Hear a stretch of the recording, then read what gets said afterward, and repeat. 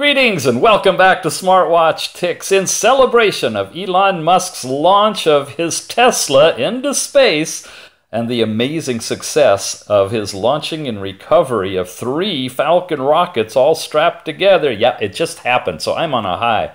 I'm going to give you a really good full review of this TenFifteen F3, but in Elon style, without the bands. Who needs bands when you got a watch like this? From Gearbest, check the show notes for a really good discount on the price of a TenFifteen F3. And what you're about to see is going to be almost identical to what you'd expect if you looked at the Limfo LEM3, because the watches are physically the same, but internally really different. But the techniques that I'm about to show you will work on either one. And we're going to do it sans bands on this one because I really want to dive into this with you. Now, it's pretty much set up the way, I cleared all of the running apps, so it's set up the way it would be if you were going to try to use it as a regular watch. And in doing that, if you recall, you slide up and you'll get this page, followed by that one, followed by that one, followed by a weather. And the only way you get to your apps is by hitting clean all to clean out every running app that's in there. But you can't go into the normal app sequence page where you could run through them and switch apps, or you could clear them all from that page, at least not without a little bit of tweaking. That's what we're going to tell you about right now. I'm going to go over here all the way. Oh, by the way, you notice I can't switch to the left. I'm not circular, so in order to get anywhere, I have to go to the right all these pages, and then I can't go any further. But if I'm trying to get to the apps, I had to go all the way to here, all the way to here. Then you got to scroll all the way down to wherever you want to go through all of your stock apps, including, remember, the brand new Watch BT, the Watch Bluetooth app, which is where you synchronize your phone book, and the instructions tell you, this is a review for those of you who haven't watched the other ones, the main thing about this watch is this Bluetooth calling, and it's integrated to the operating system. So all you do is pair the watch to your phone the normal way by going to Bluetooth, not paired to the app. You have to do that if you want the regular notifications and stuff. But for Bluetooth calling, all you do is pair it to your phone, and it's going to operate as if you had one of those earbuds. You'll be able to receive phone calls, you'll be able to see it on the screen and choose to answer or not answer, and to a limited extent, you can make outgoing calls after you synchronize your phone book and go into the synchronized phone book, scroll through your contacts, select one, boom, and you can initiate it. But you can't bring up a dial pad. That's a drawback. You can't just initiate a call. However, from your cell phone, you could place a call, and as soon as you hit call, it switches everything over to your watch, and you can receive the call and talk and hang up and everything else from the watch. So digressing, backtracking a little bit, but that's the special feature now built into the TenFifteen F3. It's not in the Limfo LEM6 without maybe a firmware update. At this point in time, on Elon Musk's launch day, it's only here and not in there. All right. Beyond this, what I'm trying to get to is oh, there's the compass. You can launch that one, by the way, from the app drawer, or you could launch it right here from that button. See, you can get into the compass there, but you can't get out of it. And you can get into your heart rate there, but you can't get out of it, and you can't activate it. You touch it to activate it. That's a back button, and because I lost where I was, I have to take you on the long road to ever to get back down here to where I can scroll through all of my apps. There's some testing apps, and I'm going to take you to this one called Swipe Home Button, if it will let me swipe there. This is a godsend. I didn't even realize it, but watch. Remember, you saw me slide up from the bottom to get to those screens before that had information on them. Now, when I activate this, and I've enabled it, and I've preset it, when I get down here to binding, I've preset it with different things, like swipe up shows recent apps, and swipe to the left and swipe to the right do things. Swipe to the left is supposed to set up a volume control because, as you know, there's no volume control capability without going all the way into settings. It's a pain. And swipe up to the right is going to launch Floating Toucher. And Floating Toucher, we've talked about that before, and it's critical here, is going to be a little dot about that size that's going to go on the screen. So let me walk you through here. I launched this. That's all I had to do because now it's active. Swipe home button is active. I also want to launch that Floating Toucher, which is up here somewhere. But remember, I set it up so if I go like that off to the right-hand side, it launched it. And see the dot right there? And it's already pre-configured with a bunch of stuff that's showing right here. But I don't need to make any changes. I just needed to activate it. I can hit my back button or I could hit my start button. And I'm done. I'm really done. Because, watch. You see the dots right there? If I touch the dot, and you got to hit it just right, I get the circle that has all these different things, including I could go home, but we're already home, or I could turn the whole watch off. I got it all set up to do that, so I don't have to mess around with the buttons. Just activate it, press the button, once the screen comes on, and I'm back over here. Now, this is where it's really, really, really, really, really, really, really cool. The center button I've now set up to be my app drawer. Touch it. All the apps are there. Everything alphabetical. I don't have to scroll anywhere to get to any of them. Every app that I've put in here is now available. YouTube, the weather. There's the volume widget that I get to if I scroll up and to the left, that I can manage my volumes for the main things that I need volumes for. And if I don't want that, or I want more, I can touch the button, he says. Again, it's getting it just right. And see the little volume thing I've added to the Floating Toucher? If I touch that one, I get more capabilities. Ringer volume, media, and alarm, but I also have in-call volume that's available. Really nice for your Bluetooth calling. You have a call come in, and you can touch the button and come back over here and adjust your volumes on the fly. Really useful.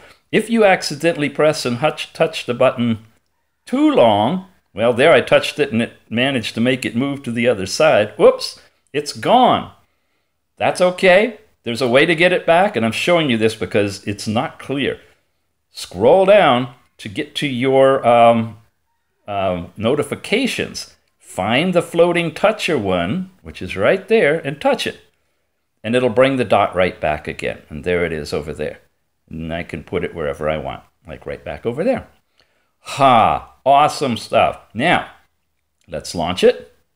Here's a little cleanup that you can do, and your system is now clean without deleting the button or deleting this, which brought me now to my running apps that wasn't available before.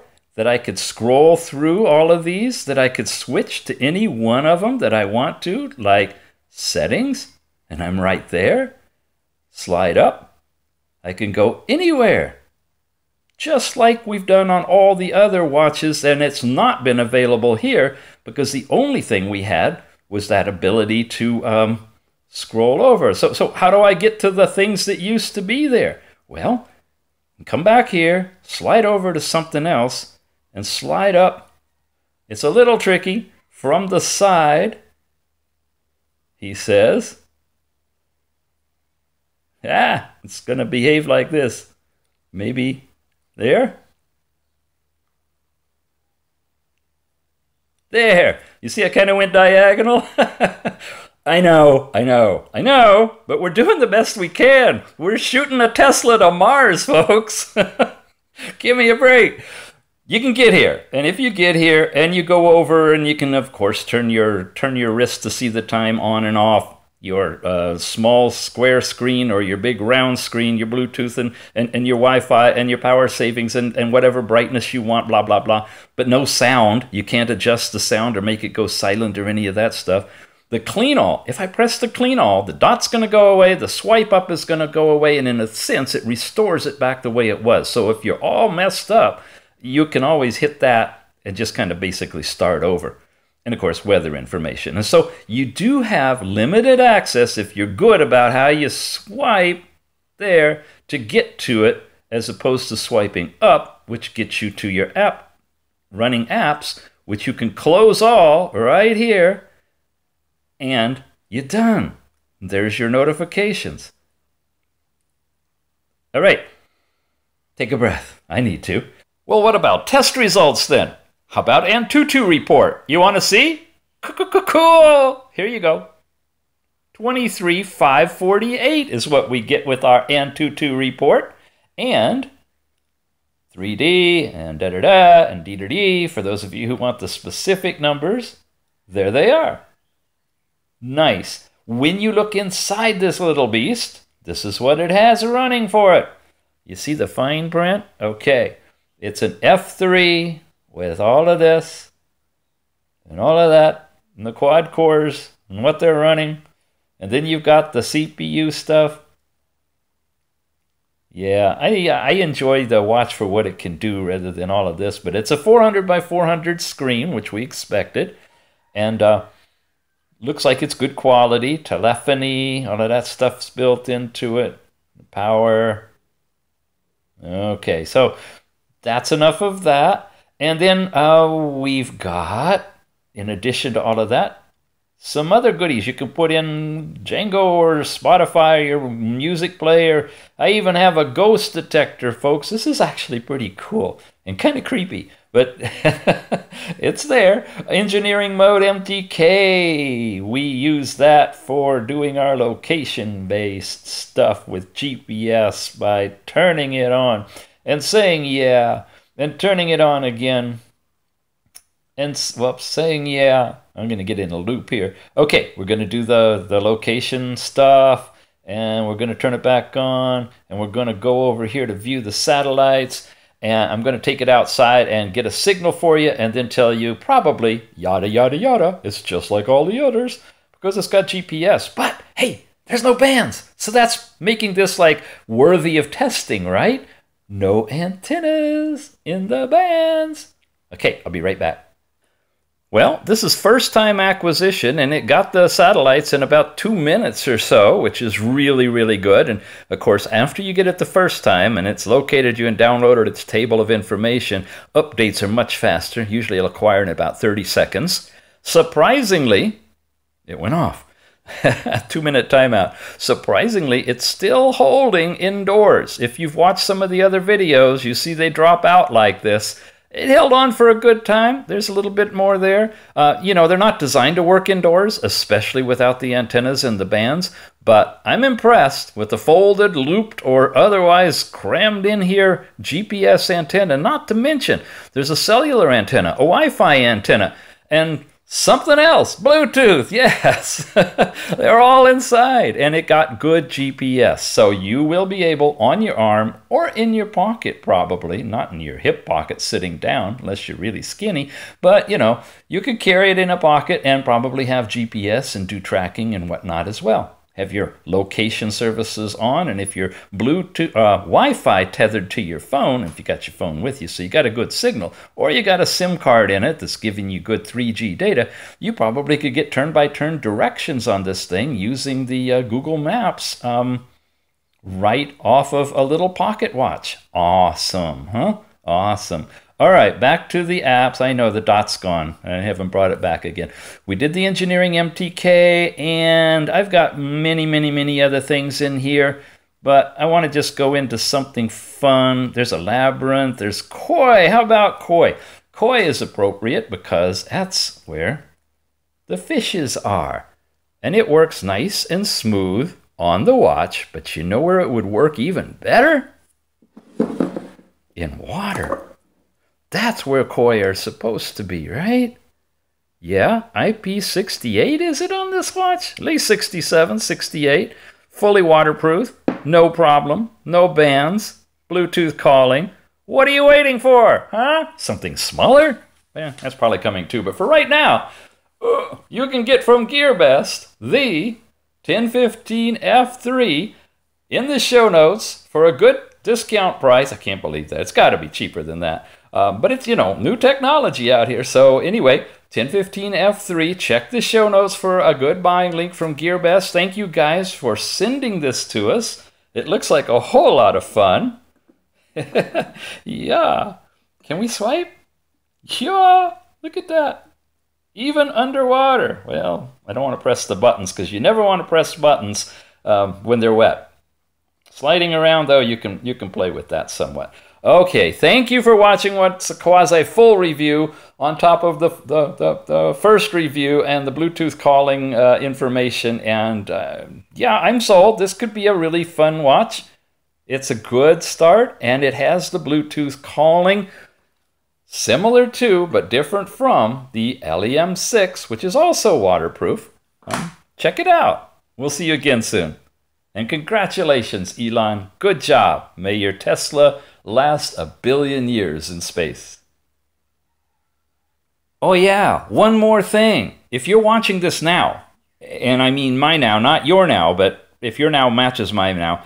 Well, anyway, if it's February 2018, early February, like before the 10th, order whatever watch you want really quickly because China's closing for the New Year holidays from about the 10th of February through the end of the month, and you don't want your order extinguished. So order now or order later, but don't get upset if it's going to take a while to get to you if you order sometime in the middle of February.